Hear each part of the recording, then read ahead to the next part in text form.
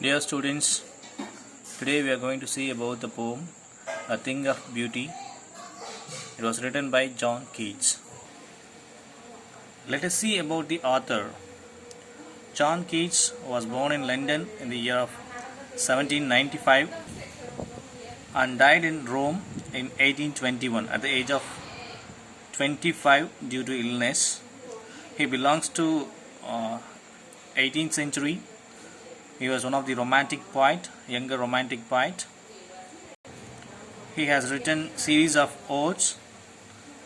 Ode is a kind of a lyrical poem which is meant for a particular subject. So this poem, A Thing of Beauty, is extracted from his poem Endymion. Endymion is a romantic poem.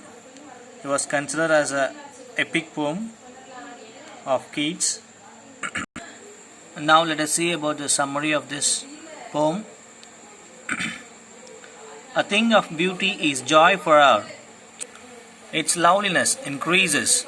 It will never into nothingness, but will keep above quiet for us and sleep full of sweet dreams and health and quiet breathing. Through these lines, poet says, beauty stays forever. It never fades away. Rather, it increases with the passing time. The perception of the poet, the view of the poet regarding beauty is immortal. It never goes off with the passing time. Rather, it beautifies more and more. According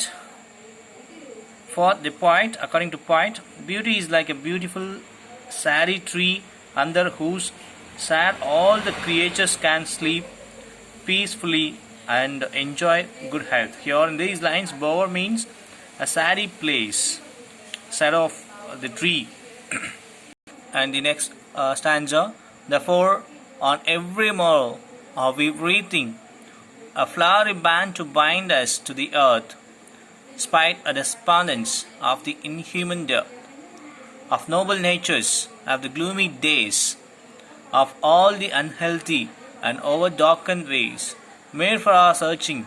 Yes, in spite of all, some shape of beauty move away the path.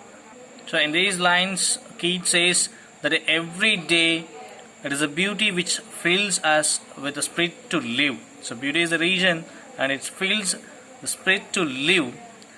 It is a beauty which builds the desire in us to live. Though there are sad moments and cruel people around us, even though we are sad or cruel people around us, beauty builds a desire to live in the world. So in this line, morrow means the following day. And here Keats want to say, without beauty the earth will be full of cruel people, sad and gloomy moments. It is a beauty which is created by God, which helps us to remove the sadness from our hearts. Keats says beauty is created. It was given by God. It is according to him, it was a gift of God, and it removes all the sadness of human beings. So next stanza, from our dark spirits such the sun, the moon, old and young sprouting a sari boon for simple sheep, and such are daffodils with a green world with they live in, and clear rills that for themselves a cooling covert make gainst the hot season the mid-forest break. So in previous lines, Keats says about the beauty, the thing of beauty. So beauty is a gift of God, and it removes all the hardness and sadness from our hearts. But through these lines, he wants to describe about the beautiful things which are present on the earth. So what are the beautiful things are present on the earth? According to Keats, the sun, moon, trees, flowers, especially daffodils, and the rivers. These are the beautiful things which are available present on the earth. And poet says that all these things are like a blessing bestowed on all the creatures by earth.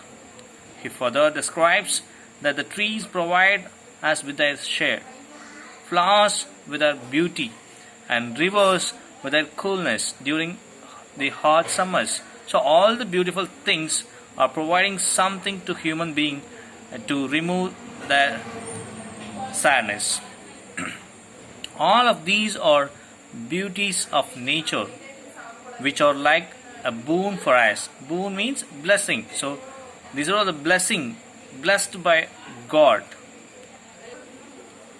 The next stanza, rich with sprinkling of fair muskrose blooms, and such too is the grandeur of the dooms we have imagined for the mighty dead. All lovely tales that we have heard or read, an endless fountain of immortal drink pouring unto us from the heavens brink. So in this stanza, the poet carries on with the description of more beautiful things present on the earth, such as beautiful musk roses which have such a nice fragrance. Then he describes the tales of mighty warriors who sacrificed their lives for their countries or for humanity. He says that these beautiful things are the gifts from God for all of us.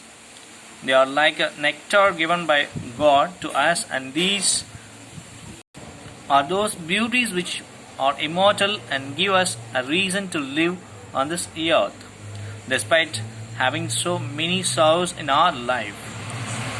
The human beings, even they are having many hardness, sadness in their life, but they want to live in the earth. So the beauty gives. So immortal. Here is the beauty is an immortal, which was given by God. It gives us strength to live, to lead our life on the earth. In this poem, John Keats, basically he was a nature poet, a romantic poet, and in this through this poem,